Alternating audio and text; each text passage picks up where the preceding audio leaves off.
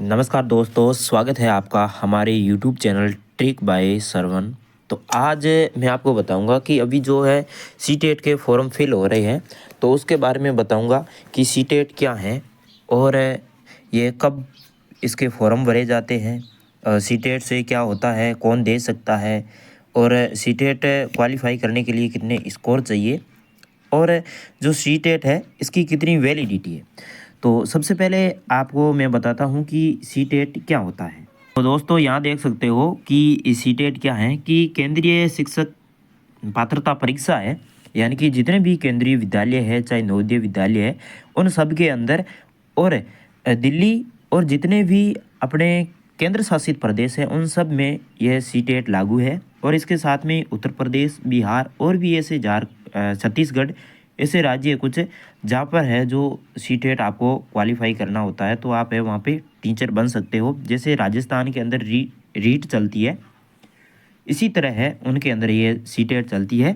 और यहाँ पर देख सकते हो कि सीटेट का पूर्ण रूप से सेंट्रल टीचर एलिजिबिलिटी टेस्ट है और यह है जो राष्ट्रीय स्तर की एक परीक्षा है जो केंद्रीय माध्यमिक बोर्ड यानी कि सीबीएसई द्वारा है जो इसका आयोजन किया जाता है। और इसके बाद में अपन देखते हैं कि सीटेट का एग्ज़ाम है वो इसके अंदर है जो जुलाई के अंदर फॉर्म भरे जाते हैं और फिर है जो दिसंबर के अंदर फॉर्म भरे जाते हैं, यानी कि साल के अंदर 2 बार है इसके फॉर्म भरे जाते हैं। और फिर है जो अपन देखते हैं कि जो सीटेट है इसको कौन दे सकता है।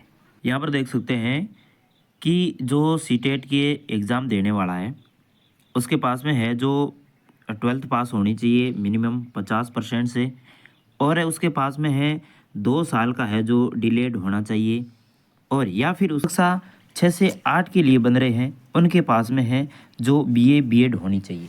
अब इसके फॉर्म वो भी फिल कर सकते हैं जिसने अभी अभी है जो एडमिशन लिया है वो भी इसके फॉर्म फिल कर सकते हैं।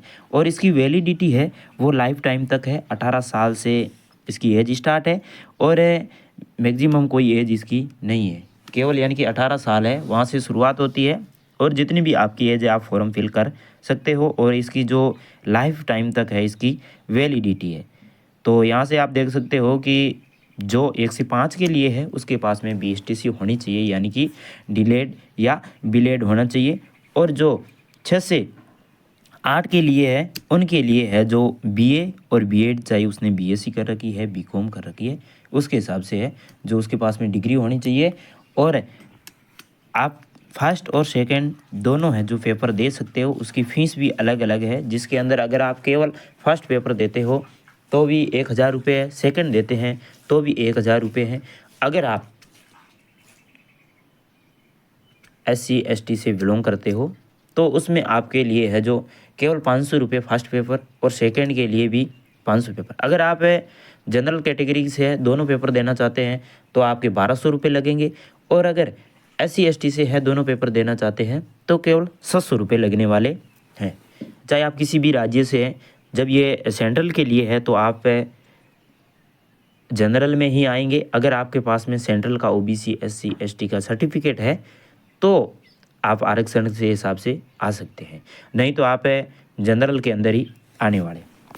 अब इसके बाद में मैं आपको बताता हूँ कि इसके अंदर है जो सिलेबस क्या होता है। कि सीटेट का जो फर्स्ट पेपर होता है यानी कि कक्षा 5 तक, यानी कि 1 से 5 तक जो होता है उसके अंदर आप देख सकते हैं कि कुल अंक है जो 150 नंबर का होता है, 2.5 घंटे है जो आपको समय मिलता है।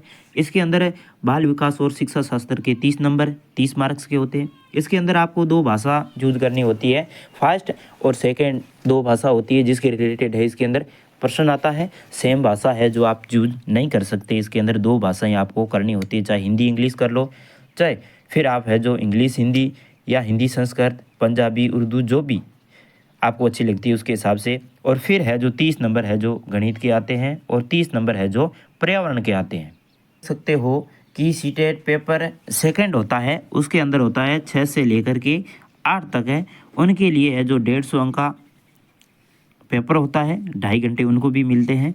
और इसके अंदर बाल विकास और शिक्षा शास्त्र के 30 नंबर है, भाषा के भी 30 है फर्स्ट के, और सेकंड भाषा के भी 30 नंबर है। फिर है जो इसके अंदर सब्जेक्ट आपको चूज करना होता है। अगर आपने साइंस से की है तो उसके लिए गणित और विज्ञान होगी, अगर साइंस से नहीं की है तो आर्ट्स वालों के लिए सामाजिक अध्ययन और सामाजिक विज्ञान के है जो 60 क्वेश्चन आने वाले हैं। इसके अंदर किसी भी प्रकार की कोई नेगेटिव मार्किंग नहीं है।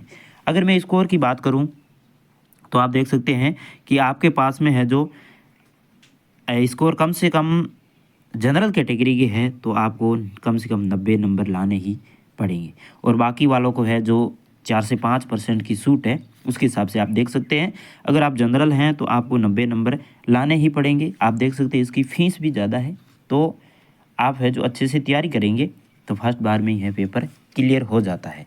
फिर इसके बाद में बताएंगे कि एस्टेट क्या होता है। एस्टेट किसी राज्य के लिए होता है, जैसे उत्तर प्रदेश है तो उसके अंदर एस्टेट होता है। जितना एस्टेट लागू है उतना ही सीटेट भी लागू है। बिहार में भी सेम है, और अलग अलग राज्यों के लिए अपना अपना अलग अलग है जो एस्टेट है। जैसे राजस्थान में रीट है, पंजाब है, हरियाणा है, बाकी वाले गुजरात है, जो भी राज्य है उनके लिए अपना पर्सनल है जो एस्टेट होता है शिक्षक बनने के लिए। बाकी इसके अंदर जितने भी केंद्रीय विद्यालय चाहे किसी भी राज्य में हैं, कितने भी हैं, चाहे नवोदय विद्यालय कितने भी हैं, उन सब में अगर आपको टीचर बनना है तो उसके लिए आपके पास में है जो सीटेट होना बहुत ज़रूरी है। यहाँ पर अगर पेपर की बात की जाए तो यहाँ पर देख सकते हो एग्ज़ाम पैटर्न 150 अंक का होता है। समाप्ति दोनों के लिए है जो 2.5 घंटे होती है। दोनों में नेगेटिव मार्किंग नहीं है। पेपर है वो MCQ का आता है, और इसका है जो ऑफलाइन होता है, यानी कि OMR सीट होती है, उसको आपको भरना होता है। 2 लैंग्वेज होती है, उसे आपको सेलेक्ट करनी होती है, जिसमें देख सकते हो अलग अलग लैंग्वेज है, यानी कि अलग अलग है जो 2 लैंग्वेज आपको सेलेक्ट करनी पड़ेगी। जिसके अंदर देख सकते हो इंग्लिश है, हिंदी है, असमीज है, बंगाली है, गारो है, यानी कि ये सारी, कन्नाडी है, गुजराती है, ये सारी भाषा आप देख सकते हो। पंजाबी है, उर्दू है, तमिल है, तेलुगु है, संस्कृत है। यानी कि फर्स्ट पेपर अगर आपकी हिंदी में अच्छी पकड़ है तो हिंदी से करिए, और सेकंड पेपर आप है इंग्लिश, संस्कृत है या गुजराती, जो भी आपको भाषा कंफर्टेबल लगे उसके हिसाब से है जो आप सिलेक्ट कर सकते हैं। ऑनलाइन फॉर्म के बारे में आप देख सकते हो कोई 27 नवंबर 2025 से 18 दिसंबर 2025 तक है जो इसके